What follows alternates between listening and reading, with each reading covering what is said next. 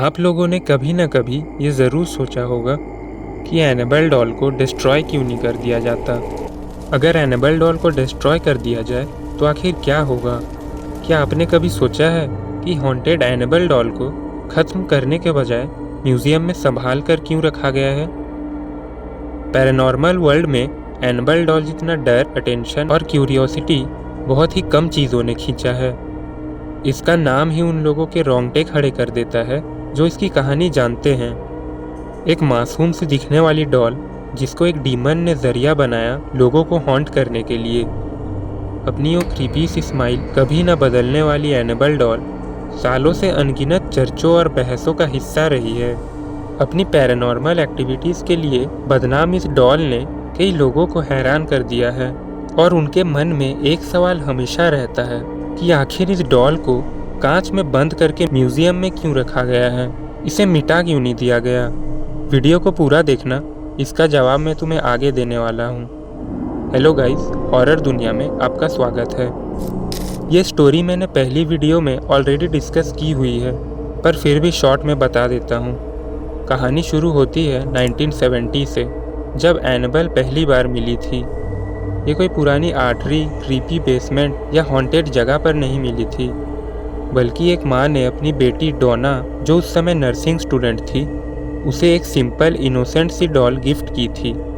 Doll बिल्कुल आम थी, पोर्सिलियन फेस, सॉफ्ट बॉडी, लेकिन चीज़ों को ख़राब होने में ज़्यादा वक्त नहीं लगा। जब डोना और उसकी रूममेट एंजी ने अपने अपार्टमेंट में अजीबोगरीब चीज़ें नोटिस करनी शुरू की, फिर कोई पेपर पर बच्चे जैसी हैंडराइटिंग में अजीब मैसेजेस मिलने लगे, जैसे कि मिस मी।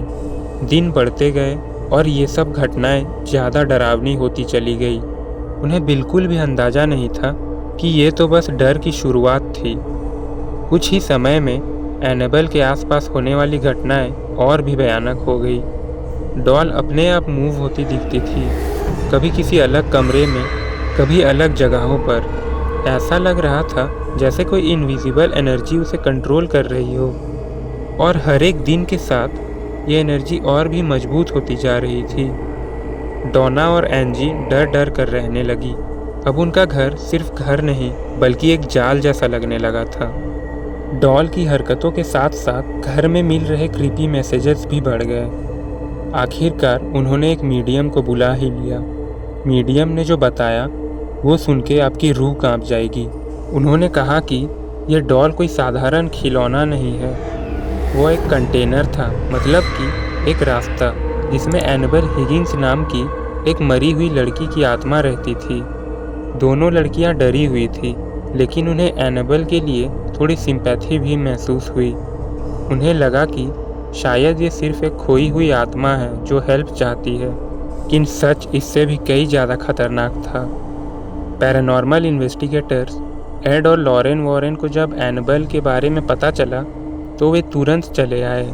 जैसे ही उन्होंने मामले की जांच की, उन्हें समझ आ गया कि ये कोई साधारण आत्मा का केस नहीं है।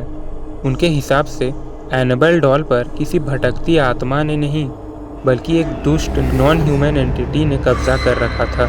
यानी उसके अंदर कोई इंसानी आत्मा नहीं थी, बल्कि एक कोई खतरनाक डेविल था, और उसका असली मकसद था किसी इंसान पर पूरी तरह से हावी हो जाना। वॉरेंस ने तुरंत फैसला किया कि डॉल को लोगों से दूर रखना ही सबसे सुरक्षित तरीका है। उन्होंने इस डॉल को अपने कनेक्टिकट वाले मिस्टीरियस म्यूजियम में एक स्पेशल ब्लेस्ड ग्लास केस में बंद कर दिया, ताकि उस एंटिटी का असर बाहर न फैल सके।